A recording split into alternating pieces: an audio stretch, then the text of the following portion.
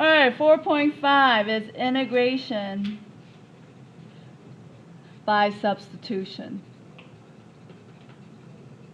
I call this U substitution. Okay. So in this one, your goal for today is to use U substitution or substitution to solve definite integrals. So to use, I'm going to say U substitution to solve definite integrals. Okay?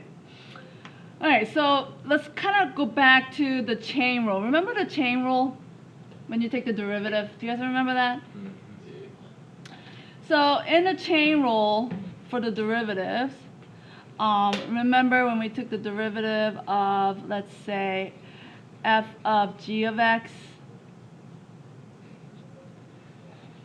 Remember, f was the outside, and g of x, this was the inside function. And to find the derivative of this, you took the derivative of the outside, right, which is f prime, and you kept the inside, g of x. Remember, you always had to keep the inside when you did the chain rule? And then you multiply by the derivative of the inside, which is g prime of x. Remember doing that when you're doing your chain rules for the derivatives? I know you guys haven't taken the derivatives in a long time, but okay. So if I were to integrate f prime of g of x, right, of g of x dx, if I were to integrate this, would I not get f of g of x plus c? Wouldn't that be true? Because if this is the derivative, right, of this, then the integral of this would be this plus c. Make sense? So now what we're going to do is I'm going to rewrite this with, I'm going to assign a variable to the g of x. Okay? I'm going to let u equal g of x. Okay? And I'm going to let du, the differential of the u, du, be the derivative of this dx. So this is the differential of this, right? Remember, it's the derivative of the g of x times the dx, right? So now I can rewrite this as the integral of f prime of u, because g of x is u, and in place of this becomes du, which then the integral of that will be f of u plus c. So this is where the u substitution comes in, okay? So this is going to be your u substitution. So this is my outside, this is my outside. The u is your inside, okay? And then du is the derivative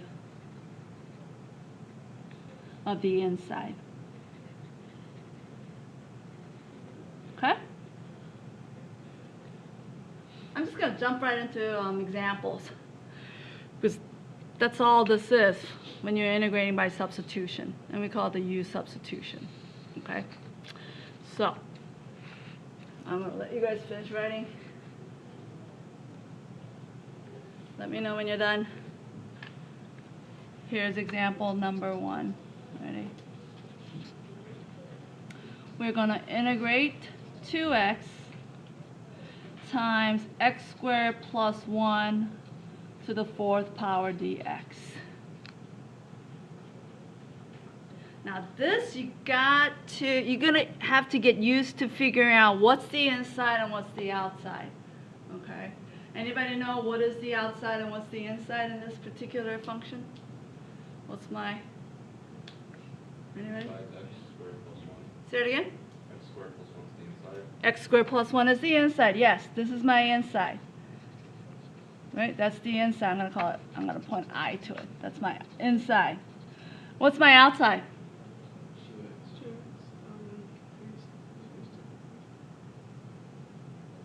I heard two different things. 2x, well, that fourth goes with this. It doesn't go with this, right? So how about the fourth power being your outside? This is your outside, okay? So remember, when you do your u substitution, the u is always your inside. So we do this. You set u equal to the inside, right? This is my inside, which is x squared plus 1. And then we need to find our du, which is the differential of this, right? So du is equal to what? 2x. Not plus c, 2x dx, right? Remember differential, we're looking for the differential du. So it's the derivative of this times the dx, right? So now let's do the substitution. Do you guys see it? I'm going to rewrite this. If I rewrote it like this for you, would you be able to do a substitution? Oop. 2x dx. Now can you do the substitution? To the fourth, right? I've got my fourth. This becomes u to the fourth, right? Because this is my u, so u to the fourth. And 2x dx is du. You guys see it? Yes? No? No, you don't see it? This is the inside, which is my u. U is equal to x squared, so in place of x squared plus 1, you put the u in. I guess I could put parentheses if you wanted. Maybe that will make it clear. And then 2x dx is equal to du, so in place of that, that's my du. Now we know how to integrate u to the fourth, right? What's the integral of u to the fourth? U to the fifth over 5 plus c, right? And then you put the u back in. So this will be x squared plus 1 to the fifth over 5 plus c is the integral of what we started. Yeah? So like 2x dx, would that always line up where du equals like what's left outside? Yes, a lot of times it will. Or now, you're allowed to add a constant, but you're never allowed to add a variable. And I'll show you when that's going to occur. Okay? Let's try another one. Ready? So, let's see. I got the integral of 3x squared times the square root of x cubed plus 1 dx. There we go. So what's my inside? Yay! Okay, here we go. So I'm going to let u, which is the inside, be, it's always like surrounded by stuff, all right? Then what's my outside function then? Yeah, the half, the square root, right? The square root is my outside, this is my inside, okay? Now let's find our differential du.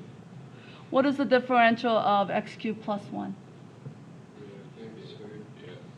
3x squared dx. Do I have 3x squared dx? So can I rewrite this as x cubed plus 1 to the 1/2 times the 3x squared dx? If I rewrite it like that, can you do your substitution? Okay, so this becomes u to the 1/2, and this is my du.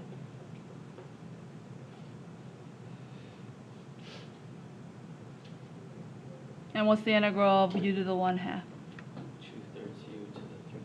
2/3 u to the 3/2 plus c, right? Which then would be 2/3 x cubed plus 1 to the 3/2 plus c. And that is the integral of this. And you could always check by taking the derivative, right? Derivative, you bring down the power, so then 3/2 and 2/3 cancels out. And then this becomes 1/2, right? And then you got to multiply by the derivative of the inside, which is 3x squared. There's your chain rule.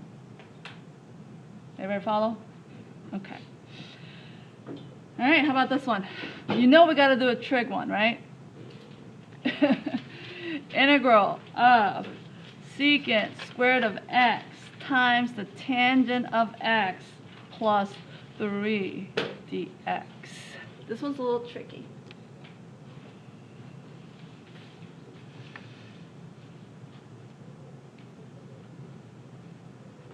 This one, what I would do is I would distribute this in and then distribute this in. I would rewrite it like this. Secant squared of x tangent of x dx plus, this is a constant, so I'm going to pull it out and just rewrite it as secant squared of x dx.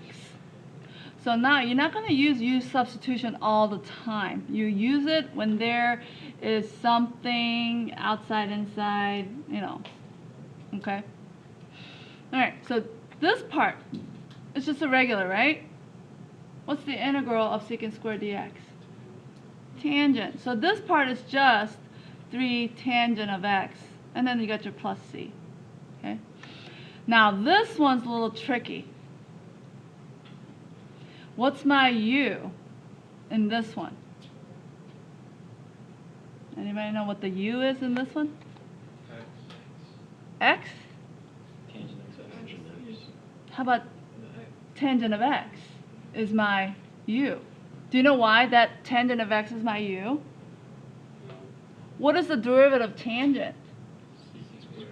Do I have a secant squared next to it? There you go, that's why. U is equal to tangent of x, right? And my du then is secant squared of x dx. So you gotta look for those patterns, okay? So now, when I do my substitution for this, this becomes u, right? This is my u. And this right here, together with dx, that's my du. Does everybody see that? Okay, so now what is the integral of u du? There you go. It's like x dx, right? Integral of x dx is x squared over 2 because you use this power rule. The power is 1, and you got to add 1 and divide by 2, right? Divide by 2 when you integrate, so this becomes u squared over 2, and then I'm going to add the rest in here, plus 3 tangent of x plus c, and then you put the u back in, then it becomes the tangent squared of x over 2 plus 3 tangent of x plus c, and that is the integral of the secant squared of tangent x plus 3. Okay, so this is going to take a lot of practice because you got to, look for patterns and look for familiar functions. Let's see if I have, okay. Now, some integration requires, when you do, now we're going to do the definite integral. So let me give you an example of a definite integral here. Okay. Oh, this is a good one. Okay, all right. So this is the substitution of definite integral.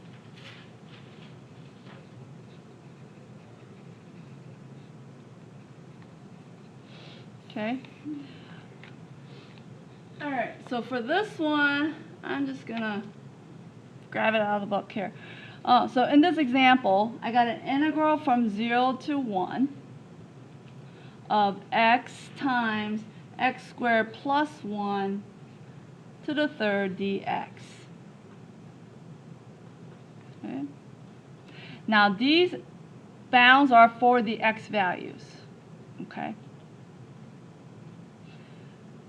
So what's my inside? X squared plus 1. So my u is equal to x squared plus 1. My du? 2x dx, right? Now, in the past, I've taught it like this. To do the substitutions, what I did was, okay, we always solve for dx, Okay, so you let me know whether this is easier. Okay, now, so when I solve for dx, I'm going to divide by 2x to both sides. So then when I do that, dx is going to equal du over 2x. Does everybody understand that?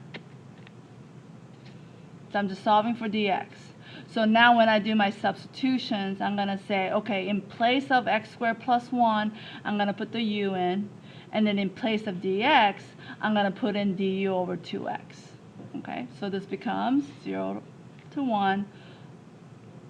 Actually, let me not put I'm not going to put the bounds in yet.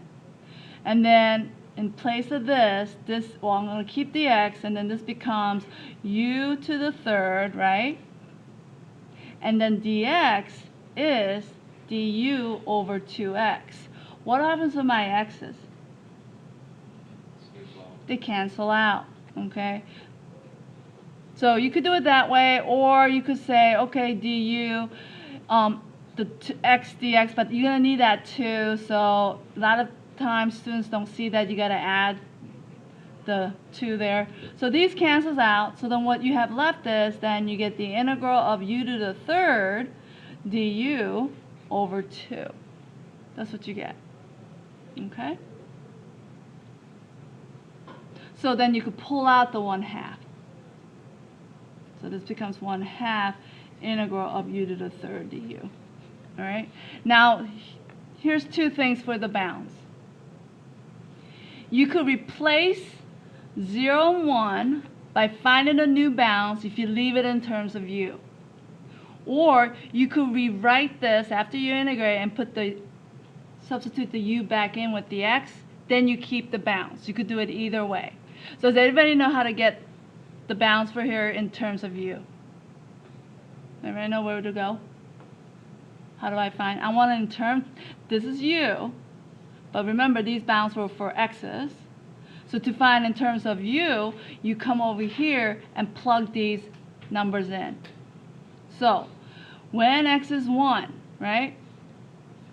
When x is 1, 1 squared plus 1, this one becomes 2. So now upper bound becomes from 1, it becomes to 2. 1 to 2. Okay? Now lower bound, u is equal to 0 squared plus 1. So this is 1, so lower bound is 1. Does that make sense? So now, this one you don't have to substitute the u back in with the x when you're finding the answer. But if you're comfortable with just plugging the x back in and keeping the bounds, you could do it that way too. I think in the past we just integrated like we would with the indefinite integrals, and then we just kept the bounds. So this one, if you change the bounds, the integral of this becomes u to the fourth over 4, right? Isn't that the integral of u to the third? And then we put the bounds in 1 to 2, and then this will be upper minus the lower, so this becomes 1/8, 2 to the fourth minus 1/8, 1 to the fourth, and then you would have your answer. You could do it that way. So this would be 16 over 8 minus 1/8, which is 15 over 8, right? That would be the integral. This is keeping in terms of u. Now if I put the u back in without the bounds, so I'm going to come back here and I'm going to say the integral will be then 1/2 u to the fourth over 4, right? And this is going to be, well, I don't know what the bounds are yet is. I'm going to put it back with in terms of x, right? So you're going to put this back as 1/8, and then this will be x squared plus 1 to the fourth. And then your bounds are kept to be 0 to 1. Everybody understand what I'm saying? Okay. So then now when you plug it in, guess what? You're going to get those numbers. When you plug in 1 squared plus 1, that's 2, right? So 1/8, when I put the 1 squared plus 1 to the fourth, minus 1/8, 0 squared plus 1 to the fourth. Exactly what you got up here is what you're going to get when you keep the bounds and plug those numbers in. So you could do it ahead of time if you wanted and just keep it in terms of u, or you could put the x back in and put those bounds in that was given. Does that make sense? I don't know which way do you guys like better? Keeping in terms of u and plugging it in, but you got to find the new bounds, right? Or do you want to plug it in for the x? U's easier? X is easier? You like the U, right? Okay. So this will be 1/8, 2 to the 4th, minus 1/8, 1 to the 4th, which is 15 over 8, which is the same thing. Okay? You want to say bye to Ben? Bye, Ben. I love you.